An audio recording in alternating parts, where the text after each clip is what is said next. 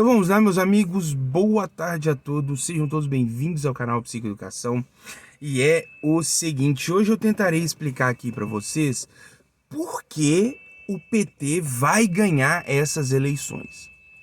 Mesmo, né, pelo menos dentro da cabeça, no imaginário do bolsonarista, mesmo depois de tudo, mesmo depois de mensalão, mesmo depois de petrolão, né, o PT vai ganhar essas eleições. E é lógico que isso tem uma explicação. A explicação, gente, é uma coisa muito óbvia, muito fácil de se verificar na realidade, tá? Eu acho que somente quando a pessoa ela está se cegando para uma determinada visão de mundo que ela quer que aconteça, que exista, e aí ele está recalcando tudo, inclusive a realidade, né? Muito provavelmente é isso que está impedindo dessa pessoa compreender por que o Lula e o PT vai vencer as eleições e por que o PT vai ser alçado ao poder novamente. E dentro dessa explicação, existem duas linhas de raciocínio que ambos se complementam para você entender por que isso vai acontecer. A primeira é óbvia, né? Eu acho que não depende de muita explicação.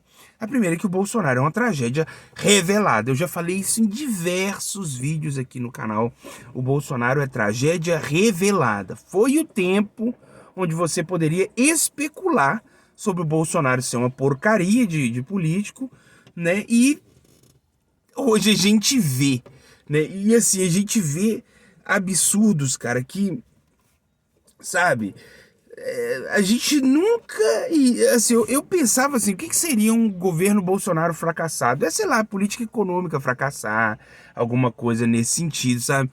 Eu pensava que seria isso, mas o grande fracasso do governo Bolsonaro é uma parada humanitária, porra.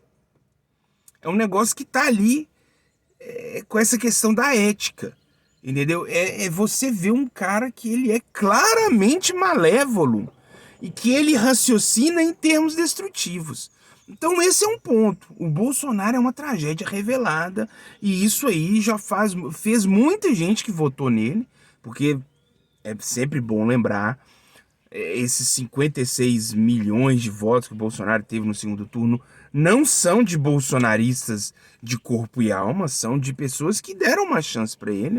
Aqui, vamos, sei lá, vamos dar uma chance para esse cara. Ele é meio nervoso, tal, mas tem uma galerinha aí, gente boa com ele, vamos ver o que vai dar. Né? Nem imaginando que ele iria depois fazer tudo o que fez, né? Se por um lado ele falava que iria ser respeitar ali a zona fronteiriça da sua ignorância, quando tiver uma situação assim, né, igual foi a pandemia colocou isso aí à prova e ele não cumpriu com o que havia prometido. Então tem toda essa questão, né? E a segunda linha de raciocínio é o seguinte, porque o PT tem uma certa vantagem no eleitorado, inclusive por essas questões aí, né, que eu coloquei aqui, das pessoas perceberem o que é o Bolsonaro.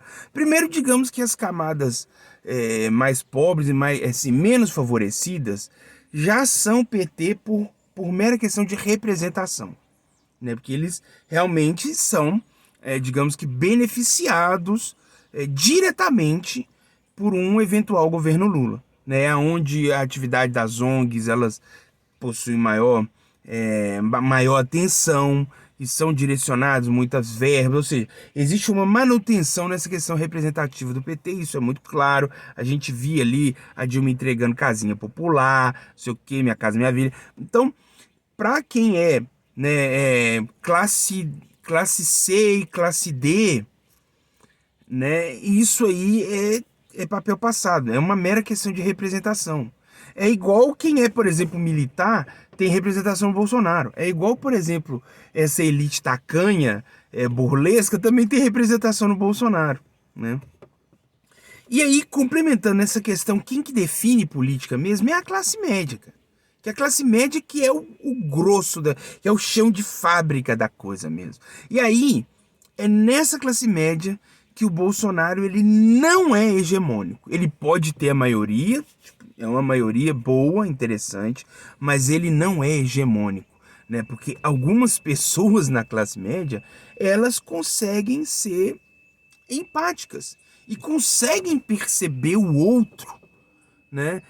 E conseguem perceber tudo isso que está acontecendo, independente, sabe? Enxerga o PT e o petismo, igual eu coloquei num vídeo anterior a esse aí, né, sobre essa questão onde eu estava tentando explicar da onde que veio essa desconexão dos governos petistas com a sociedade, com as ruas, com o engajamento, né, as pessoas, elas são bem resolvidas com um governo que está tecnicamente um pouco mais à esquerda, que era, no caso, um governo do PT.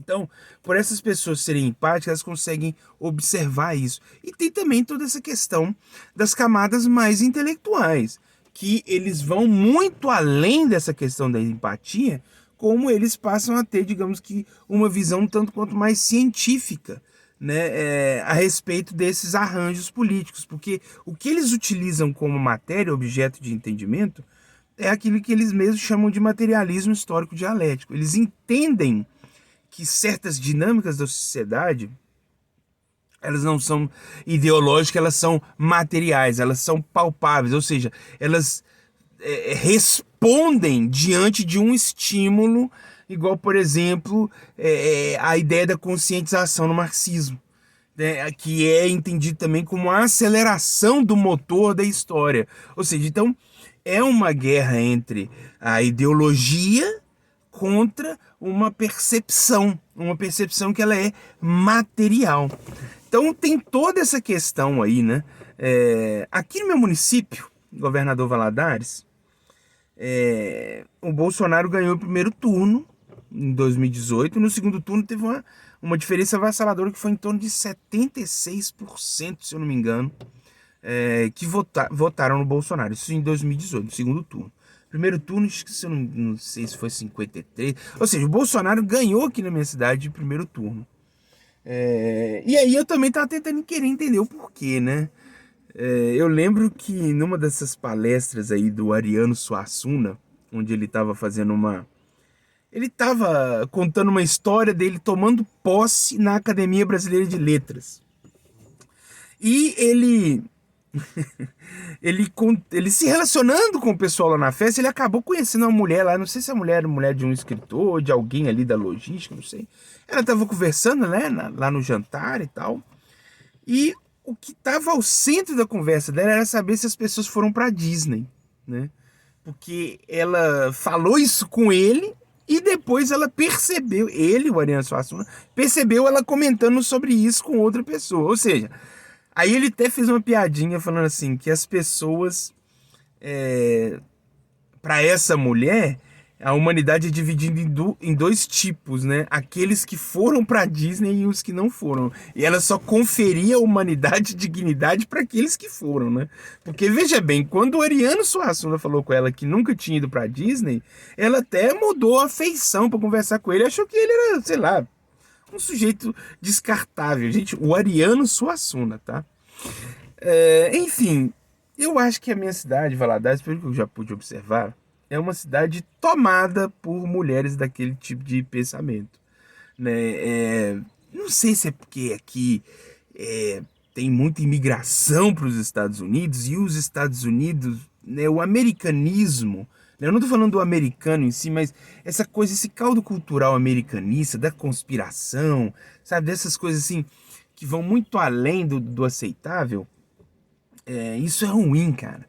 E as pessoas tendo aqui, digamos, com a raiz lá fora, né? Ou seja, a cultura meio que dá uma misturada, e aí só sai resultado de achar que Estados Unidos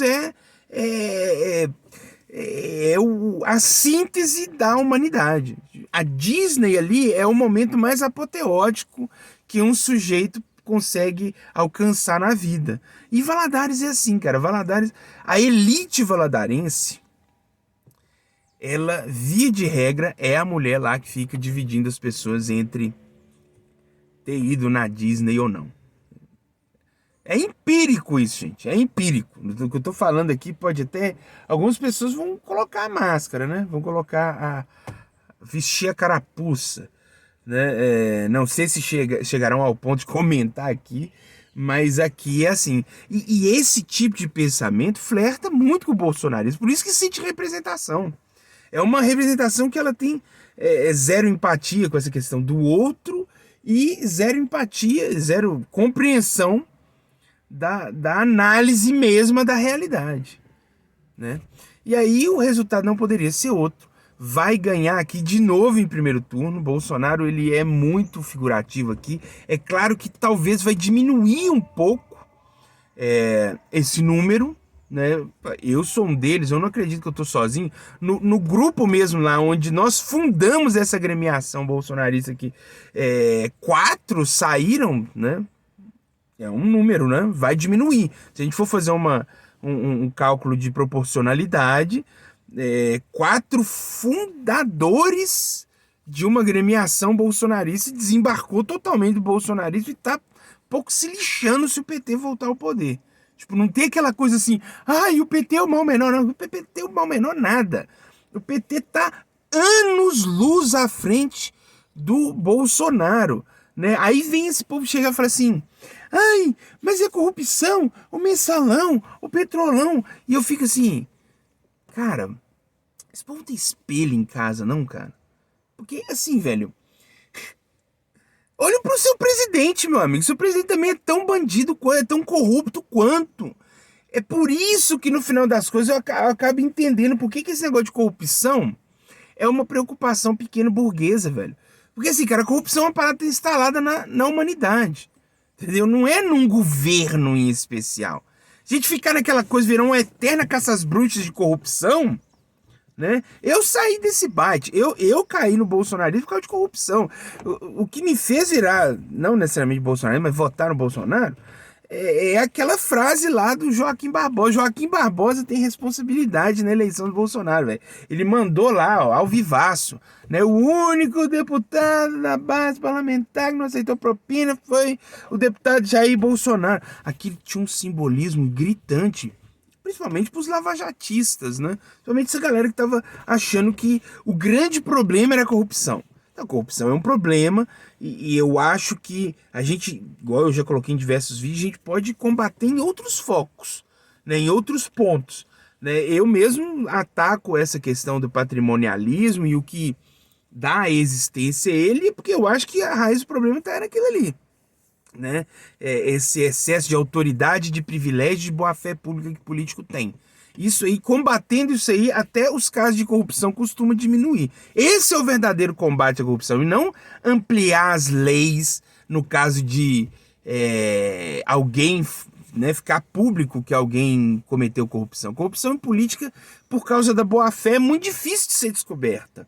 Então, deve-se combater ali a origem, né, dos privilégios, do acesso, da autoridade, da boa-fé, a chave do cofre ali, e o depoimento ter boa-fé pública, enfim.